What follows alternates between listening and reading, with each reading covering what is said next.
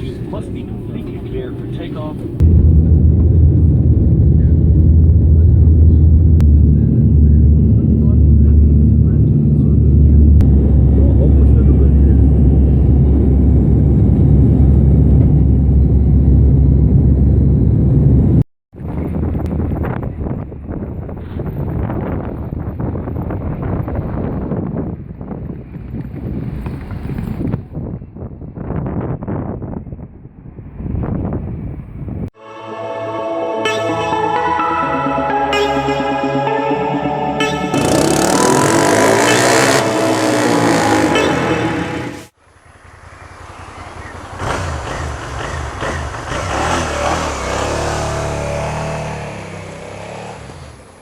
Alright, so there she went. The whole reason why we came all the way over to England from Ireland.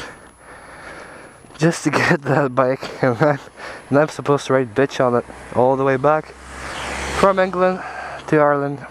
At the moment we're some really rich street in Blackpool. Just making sure my dad gets used to the bike a little bit more before takes me on as a pillion, because we have to do quite a journey through cities and also through motorways and the ferry, which is going to take, well, it's going to take a few hours till we get to the ferry. Then we're going to have to book the ferry and wait for it to arrive, and then we'll spend about 8 hours in the ferry sailing across the Irish Sea until we probably get to either Dublin or Belfast in Northern Ireland. But yeah, it's a beautiful day. So we had to wake up 6 in the morning, go to the airport, fly all the way to Liverpool. We got to Liverpool, then we took a bus to a train station. Then we took about 4 trains because we missed 2 trains all the way that led straight to Blackpool. So we got to explore central Liverpool a little bit, which was really nice.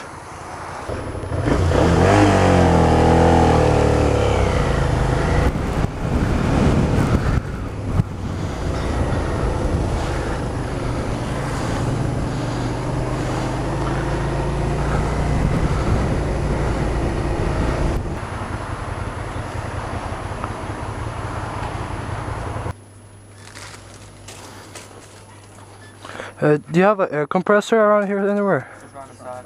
Right there? Cheers.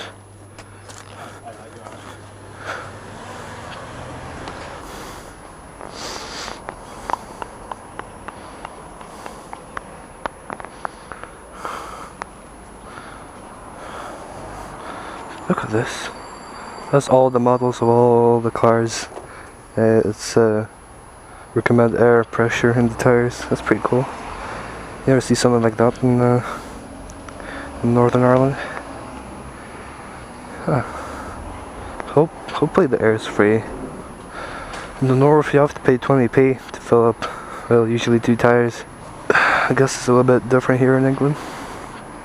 Turns out the front tire is flat and swinging the bike about. Really annoying. The brakes are binding a little bit, so that's going to increase our fuel consumption. It's going to make the brakes hot and efficient. So already we were seeing problems with the bike, but nothing too bad. Alright, I'll go back when we're back on the road then.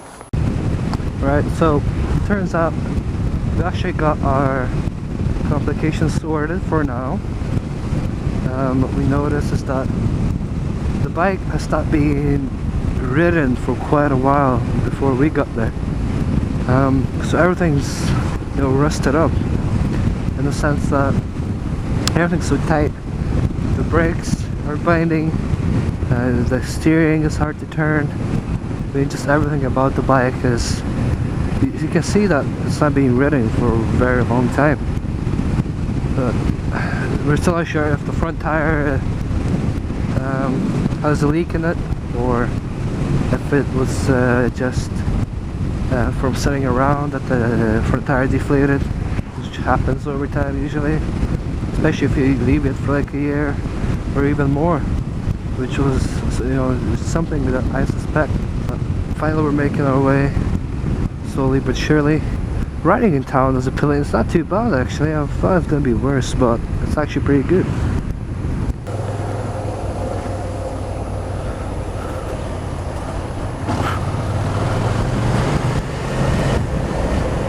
I can definitely say one thing, the roads around here are confusing as fuck. I'm just looking around and I'm pretty confused at where what leads, and it's all very narrow and almost disorganized.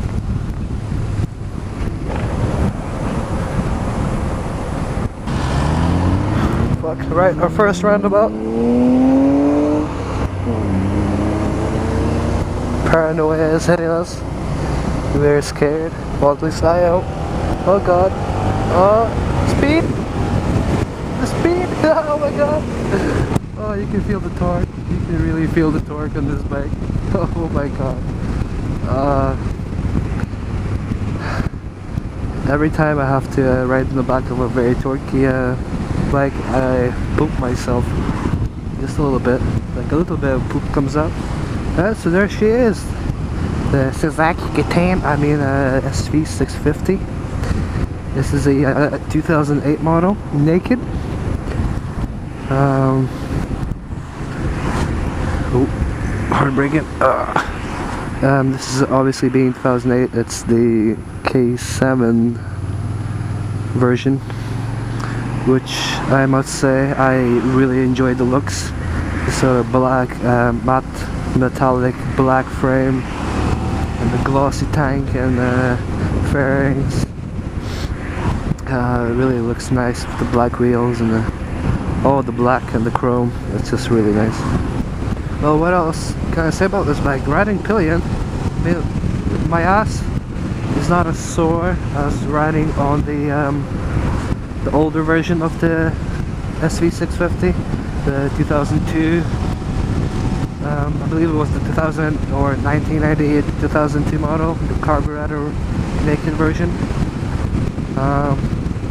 It's definitely the seat is a lot more spongier. It's a bit more comfortable as a pillion, which is a bit weird. I'm doing not a motovlog but a pillion vlog.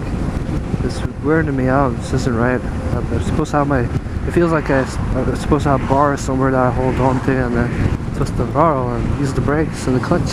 No, I'm just sitting here all useless and shit, leading and whatnot. Oh, hello.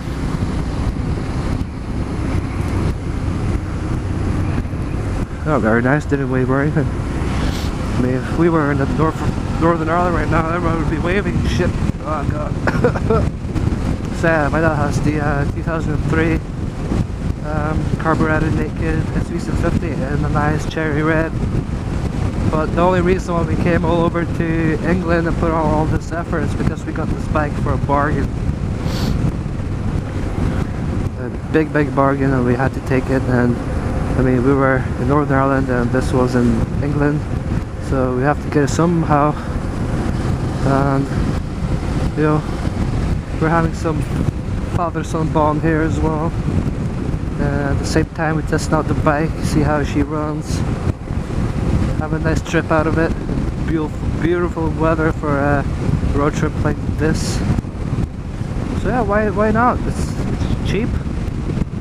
First of all, it's pretty cheap to travel to most parts of England